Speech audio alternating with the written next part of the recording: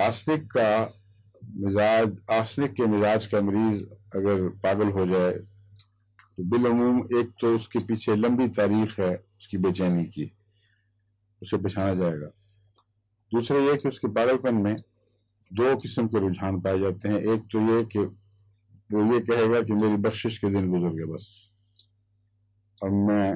ایسا گناہگار ہو چکا ہوں کہ میں بخشا جا ہی نہیں سکتا۔ اور دوسرا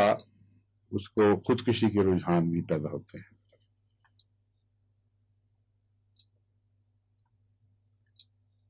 خودکشی کے رجحان میں اگر دوسری علامتیں نہ ہوں تو میرے تجربے میں جو سب سے اچھی دوا آئی ہے، جس سے خوراک پھل سے بعض دفعہ ایک ہی خوراک سے مریض کو پھر دوبارہ کبھی یہ غلط رجحان پیدا نہیں ہوا، وہ ہے آرم میور ہائپوٹینسی میں گولڈ کلورائڈ۔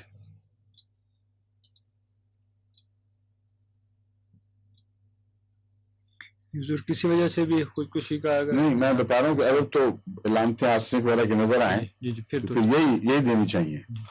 لیکن عمومی کیس ہے، آپ کے پاس اس کی تفصیل موجود نہیں ہے اور نہ ایسا مریض زیادہ بتاتا ہے، پھر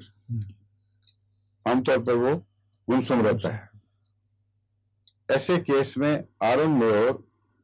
آواز میں باقی چیزیں علامتیں نہ ہوں تو بہترین دوا ثابت ہوتی ہے، اور کم سے کم بے اثر نہیں ہوتی، کچھ نہ کچھ اثر ضرور دکھا دیتی ہے، اس میں کچھ نرمی پیدا ہو جائے گی، کچھ رجحان صحت کی طرف مائل ہوگا، پھر آپ اس کا تفصیلی علاج کریں تو اس سے پھر خوراک پھل سے ٹھیک ہو سکتا ہے۔ لیکن اتنی دفعہ میں نے ایسے مریضوں میں صرف ایک خوراک سے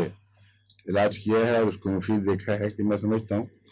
اس کو روٹین ریمیڈی بنانا کوئی نامناسب بات نہیں ہے۔ روٹین کے طور پر اب آرم میور 1000 یا اونچی طاقت میں دیں تو اس سے فائدہ پہنچتا ہے۔